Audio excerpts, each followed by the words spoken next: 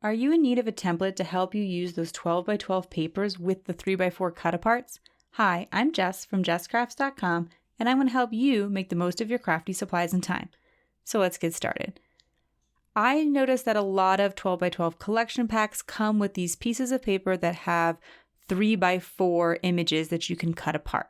Super common, and maybe it's just the particular collections I buy, but I also know a lot of people have 3 by 4 journaling cards from, either having done Project Life in the past or just some of them are just really cute and it's become more of a common size. So I wanted to create a template for 12 by 12 paper that would use those 3 by 4 cut aparts.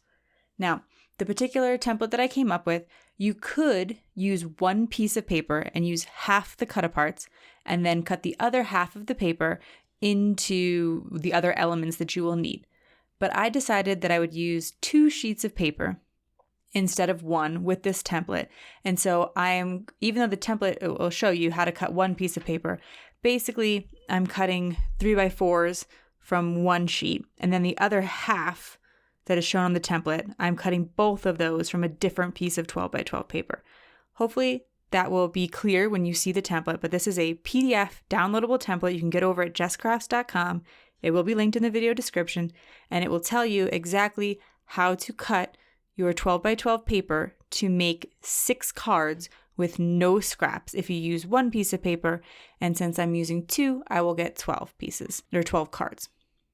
This particular 3 by 4 cut apart was actually kind of challenging because there were a couple of images, but a lot of them had like little sayings on it, and they were travel related, which for me doesn't work super well for a card on the very rare occasion that maybe you need like a bon voyage type card. But in general, they're definitely more geared towards scrapbookers, which makes sense because that's what a lot of 12 by 12 collection kits are sold as.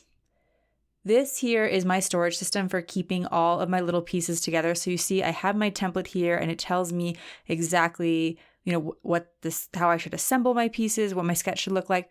So I keep it all together, and being in a clear envelope like that works out great because it means that I can see through it and I don't have to keep taking it out. I also will need some mats for the 3 by 4 cards and for the little strip that I'm going to put my sentiment on, but there's a longer 5 1/4 by 2 about, I can't remember the exact measurements. That strip does not get a cardstock mat. I kind of intentionally did that because I wanted to simplify the sketch to some extent. I did wind up with these small sentiment strips and they're kind of finicky. And so to kind of mitigate the fact that that's going to take a little bit of extra time, I tried to incorporate something else that might be a little bit faster to do, i.e. avoiding a cardstock mat. Here I'm showing you what I do when I have a little tiny strip of cardstock left. I use really thick 110-pound Recollections cardstock from Michaels for most of my colored cardstock. And if I have just a little strip left, I just tape it together. And then I use that as essentially foam tape. I'll use it to like pop up elements. And you do have to then add adhesive to it. Whereas if you had foam tape, you could just peel it off and all that. But to me, I like that it saves me both money and things from the scrap bin. Like I wind up not having to throw out my garbage. I'm moving on to working on the sentiments. I do not love heat embossing. I like the way it looks. I think it's really pretty.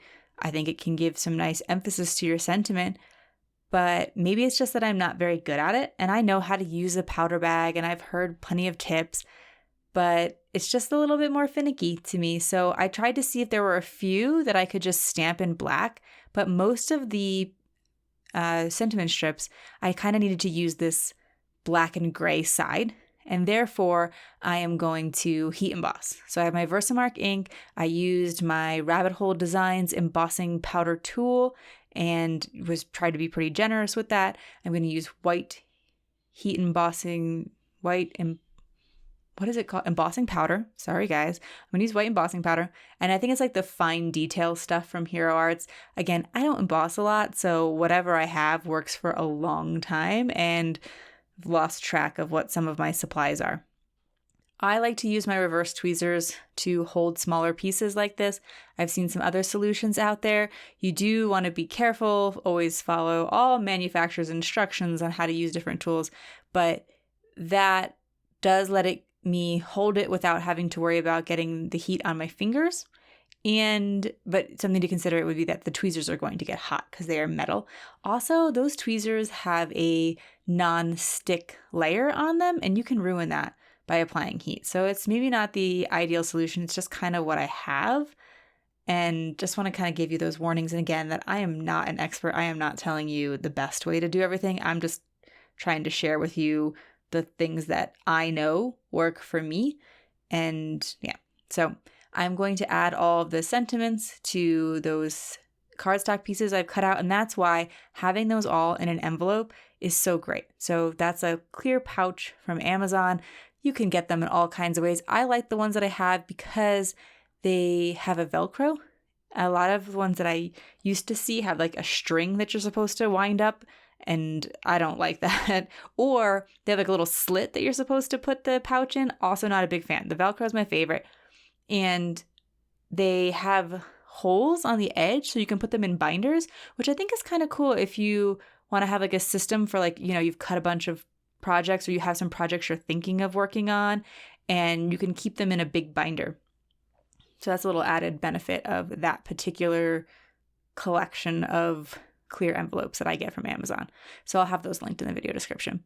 Here, I am deciding whether or not I'm going to use the 3x4 cut-aparts or the opposite side. So the opposite side of the 3x4 cut-aparts, in my case, is this map design. And so it actually works out really well as being this sort of focal point panel, regardless of which side I use, because the map's pretty interesting in and of itself. This is the Echo Park Transatlantic Travel Collection. I don't think I'm going to keep using this collection. I've used it a few times, but it's not really my style. It's a little too vintagey. I thought it would probably be a good set of cards to send to an organization like Bring Smiles to Seniors, which serve senior citizens, and that there's going to be some people whom this style is probably more for. But like, I like to make a lot of cards for kids, and also my personal style is just a lot more bright and fun, and not that vintage can't be fun, but more cutesy, I guess. Here, as I'm laying this piece down, I am just kind of eyeballing it, but what I think you should do is get a tool like your MISTI that has a corner, or like I have a waffle flower stencil mat that has a corner, and you can butt your card up against the corner, and then you can butt the paper up against it, and it lines things up pretty perfectly. And I think I will be remembering to do that from now on, because it was after I made these cards that I realized, hey, that's what I should be doing all of the time when I'm trying to line up these pieces. Here, as I'm finishing off these cards, I am trying to use some of the stickers because, as I mentioned, I think I'm kind of done with this collection. I think I'm ready to pass it along.